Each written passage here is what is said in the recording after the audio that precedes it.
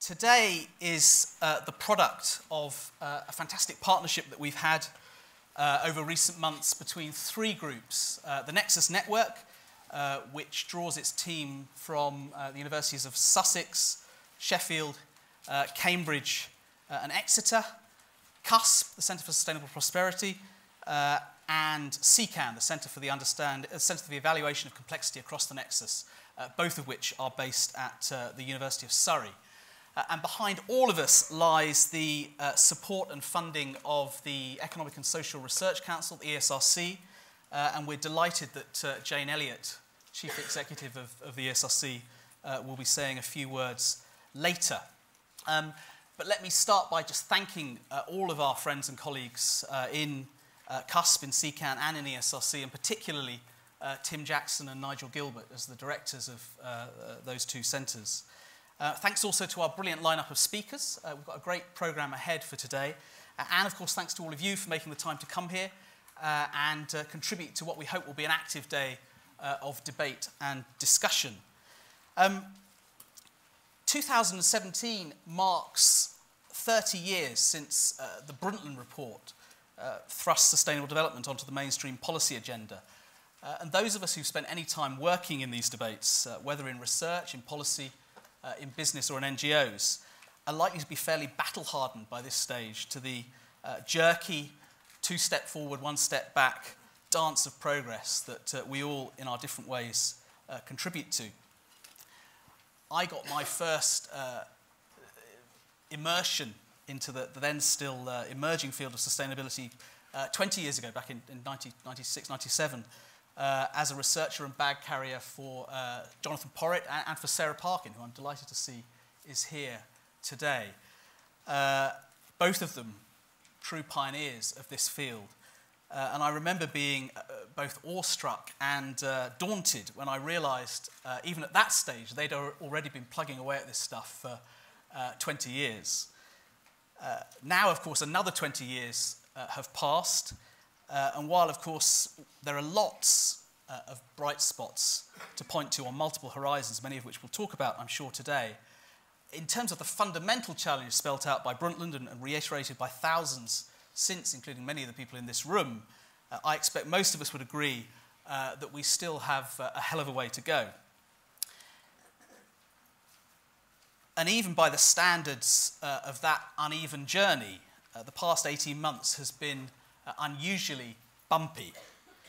From the high points of international consensus in support of the UN's global goals in September 2015, followed just weeks later by the Paris Agreement on climate change, we're now faced with the imminent unravelling, for the UK at least, of several decades of pan-European collaboration on environment and development as a result of Brexit, and an outright assault on hard-won norms, standards and regulations now being attempted by the new US administration, exemplified by the appointment of Scott Pruitt on this slide. So these are indeed turbulent times, and our purpose in organising today's event was first to regroup and take stock of where we as a community, diverse as we are, and the priorities that we share stand after a fairly tumultuous few months. But then fairly quickly we want to get practical and focus our collective energies on the ideas, solutions and partnerships that will be crucial to carry the sustainability agenda through this period of uncertainty and no doubt other periods to come.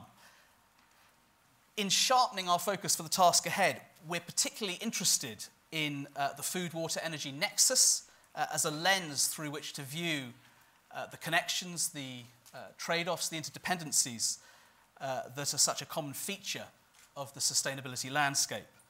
And you have in your packs a report that we've just published today from the Nexus Network that draws together some of the lessons that we've taken from 3 years of activity in this space, events, small grants, fellowships, etc.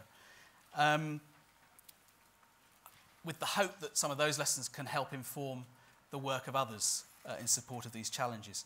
Part of this is about us as academics breaking out of our familiar silos and working together more openly and creatively across disciplines and institutions.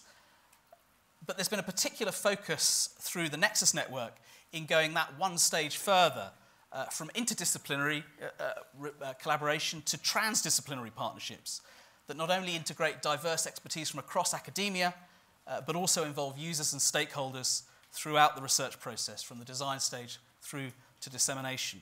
And we're particularly interested, as you'd expect as social scientists, in the contribution in that collaborative vein that the social sciences can make to transdisciplinary agendas, and in how we scale up that social science contribution in response to both global and national challenges. And at the end of the report that we published today, we make a number of targeted recommendations for UK research and innovation. UCRI, the new £6 billion a year, rising soon to £8 billion a year, mega funding agency that will launch, subject to the passage of the Higher Education Bill, on 1st of April 2018 with Sir Mark Walpott at its helm. UCRI will include the ESRC as one of its constituent parts, the 9 brains in one body that John Kingman, UCRI's chair, has talked about.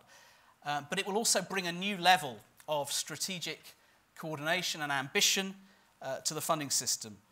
And its responsibilities will include both the £1.5 billion Global Challenges Research Fund and the additional £4.7 billion that was announced in the autumn statement, most of which will be challenged through a new Industrial Strategy Challenges Fund. The challenge-led approach of these new funds and of UCRI more broadly should be well suited to cross-cutting agendas like sustainable development and the food, water, energy nexus. But as UCRI now moves from an idealised blueprint to an operational reality, we have to get serious about new ways of working. Creative experiments, of which the Nexus Network is just one, and a relatively modest one at that, will be required. And the focus of our efforts needs to turn to the people who can make collaborations work and the skills and training that they need. Some of those people are researchers in universities, others work in funding agencies.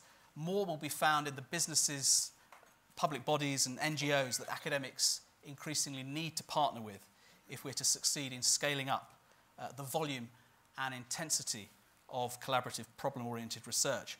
All of them are brokers and boundary spanners of various kinds, the T-shaped people on whom the success of UKRI and our capacity to navigate these turbulent times will ultimately rest. So that, we hope, will be an agenda that we explore over the course of the day. A quick word on the agenda before I shut up. As you'll see, we've got a keynote now in a minute, then straight after that we're going into our first panel session on political populism. We've then got a relatively early lunch from 12 to 1, and out in the lunch area are lots of posters and people who can talk to you about different projects that have been funded through the Nexus Network and about the ongoing work that CUSP and CECAN are leading at the moment.